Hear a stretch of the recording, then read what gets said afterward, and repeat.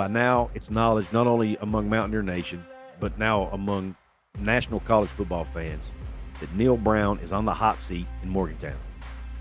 I've been one of the people shouting from the rooftops that he needs to go and we need a change at the head of the Mountaineer football program. But what if I told you there may be a way that West Virginia University can keep Neal Brown and still get the improvements they need in the football program? What is that, you ask? Pull up a chair, sit back, relax, and I'll tell you.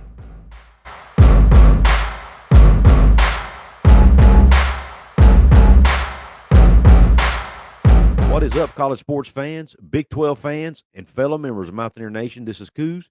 Welcome into another edition of Coos' Corner. So pull that chair up and let me serve you up this shot of top shelf college football knowledge. If you like Big 12 football content, especially West Virginia Mountaineers content, this is a channel for you. I ask that if that applies to you, please hit that red subscribe button if you haven't yet. Please hit the like button on this video if you think I've earned it. Please share it out with your college sports loving friends. And last but not least, please drop a comment below and let me know what you think about this idea once you've had a chance to hear it. So let's dig in. The idea is this, and I came across this idea when I was surfing the earsports.com VIP message boards, which is part of the 24/7 sports coverage of West Virginia. And Noodle Atomic, one of the other members of that message board, shared this idea with the group. And I thought it was a great idea. And then I added a few details to it of my own that I thought would make it even better. And here's where it starts. Number one, you extend Neal Brown's contract by 1 year. I know, don't hate me, don't throw stuff at your screen, don't turn off the video. I know most of you think that's a dumb idea, but hear me out, I'm not done. You extend his contract 1 year through 2027. That gives him 1 more year of stability and shows recruits that you're serious and that he's not going anywhere. Okay, that the program has some continuity long term. Because we all know that recruits are coming here primarily to play for a specific coach or coaching staff. Okay. So you can salvage the recruiting class that he's got, and you can also retain the talent that he's recruited already. Keep them from entering the portal.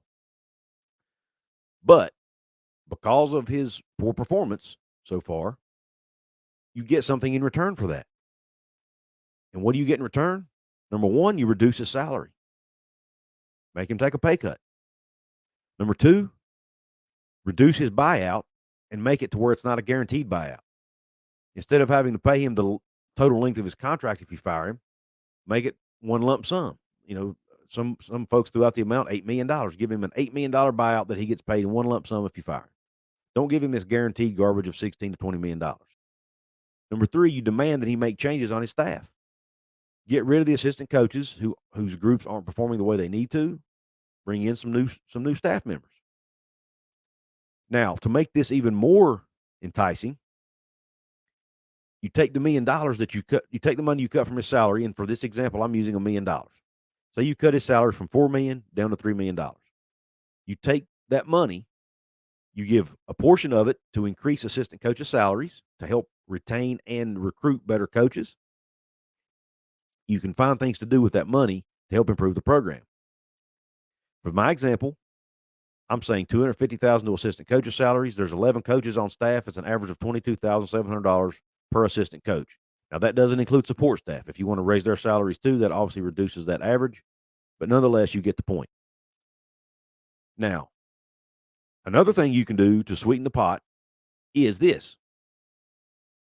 Tell Neal Brown, look, if you perform, if the team performs, we're going to add even more money. We're going to give you back a portion of this $1 million we took from you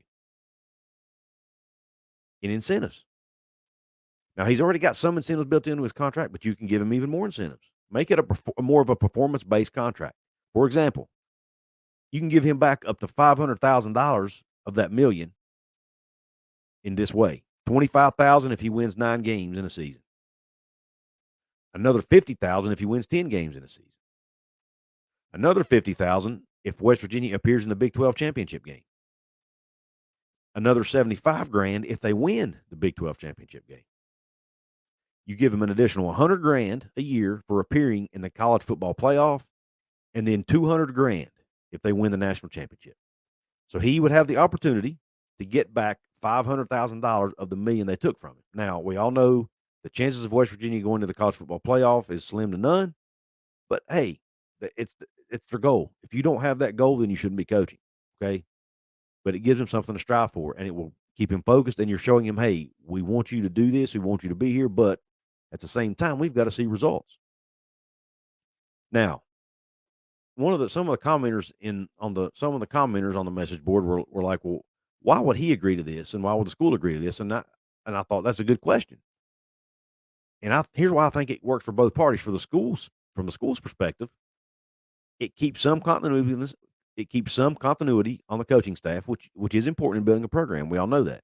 It'll help you keep some of the players you've got. It'll help you keep some of the recruits. Some of the recruits that are committed. We all know Neal Brown's so far. The 2023 recruiting class is looking pretty dang good. And from what I'm seeing on social media, some of the really highly touted commits are already looking elsewhere. I saw where defensive line commit Justin Benton, who we were able to get away from Georgia, is now going and looking at Arkansas again, a school that's already offered him. He's now apparently looking at them even harder. And is that because Neal Brown's on the hot seat? I don't know for sure, but it can't help. So maybe you can help retain some of these talented players he has coming in. You can help retain the Nico Marchiols, the C.J. Donaldsons, the Jacoby Spells. There's a lot of young talent on this team that has really, really great potential to be really good. The Wyatt Milums. You can retain those guys, or at least have a better chance of retaining them if you bring Brown back, right? You get continuity with some of the assistants because, like I said, you don't have to go fire every assistant necessarily, but you fire the ones that aren't performing. And, having some continuity is better than none. It'll save the university money because they won't have to pay a massive buyout for firing him. It'll save the donors money if they're the ones that are on the hook for the buyout. And it'll make the university look better to future coaching candidates because it makes a university less attractive when you fire your coaches either midseason or heck even after the season in the middle of a contract. If you don't let them finish out their contract, it might deter some coaches and or agents from wanting to look at your school in the future. Now, so you might ask, well, Coos, why in the world would Neal Brown agree to a pay cut and a reduction in his buyout? Well, number one, it allows him to keep his job. Number one, nobody wants to get fired. I know there's been this talk. Well, he'll walk off a millionaire. It doesn't matter. The guy's a competitor, and getting fired from a job shows that you failed at a job. And who wants to fail? Nobody likes to fail. Nobody wants to get fired. Also, along with that, his next job, if he gets fired from West Virginia, his next job is probably going to be a Group of 5 school. More than likely, another Power 5 school is not going to hire him right now. And if he goes to a Group of 5 school, he's going to take a major pay cut. Probably half, if not more than half, what he's making at West Virginia. So even if you cut his salary by just say $1 million, he's making $3 million a year. He's probably only going to make $1.5 million to $2 million a year at a Group of 5 school, more than likely. Now that's not necessarily guaranteed, but more than likely. So he could take a pay cut at West Virginia, still be making more than he would make at a Group of 5 school. Obviously, it allows him to improve his career trajectory. Getting fired does not look good on a resume, so it helps that. And might, if he's got higher aspirations of going to a bigger school down the road, it will help that goal. And then last but not least, he won't have to uproot his family. Maybe Neal Brown and his family like living in West Virginia. And his assistants the same way. It will prevent his assistants from having to uproot their families. When you fire coaches, their assistant coaches usually get fired too, and it affects their families, man. It affects, they've got wives, they've got kids, they're in school. They've got kids in school. Some of them's wives probably have their own careers and things and you uproot all of that when you fire a coach. So it affects more people than just the head coach. It affects his staff and it affects their families. So anyway, I want to hear your thoughts. Coos' Corner family, let me know. Do you think this is a good idea? Do you think this is a way that West Virginia could potentially not have to fire Neal Brown, but at the same time demand major changes among his staff? And maybe doing that, you still get some of the results you need on the football field, because we all know these position coaches are extremely important to the program. They're the ones spending all the time with these guys in the meeting rooms. They're the ones on the practice field with them, teaching them techniques. They spend more time with their position coaches than they do the coordinators or the head coach. So these position coaches are important. The coordinators are important. So if you get some improvement at those positions, then maybe you do see the program start to rise and start to get back to West Virginia success that we've seen in the past. Want to hear your thoughts in the comment section. You may think this is a stupid idea, and if you do, that's fine. I appreciate and respect all opinions. Let me know what you think. If you think, hey, man, this is actually a pretty good idea, let me know that too. If you want to support my channel, guys, you can do it in a couple different ways. Financially, you can buy some merch from my merch store. There's a link at the top of my description box. You can hit the join button right below this video, become a member of my channel, take advantage of some perks. I've got a very special interview I'm going to be posting for all of my channel members here in the next couple of days. I was privileged to interview Avon Coburn, the all-time leading rusher in West Virginia history and Big East Conference history. A lot of people may not realize that. He's the leading rusher all-time in the Big East Conference. I was had the privilege of interviewing him. I'm going to post that full interview for my channel members. So if you want to see that full interview, hit that join button. There's also other perks that go along with that. You can check all the perks out when you hit the button. If you want to support me absolutely free, there's 4 ways. You like, you share, you comment, and last but not least, hit that red subscribe button. My goal, and it's a hefty one, I want to hit 5,000 subscribers by the end of the year. Right now, I'm a little over 3,700, so I have a long way to go, and I need your help. So please hit that red subscribe button for me if you haven't yet.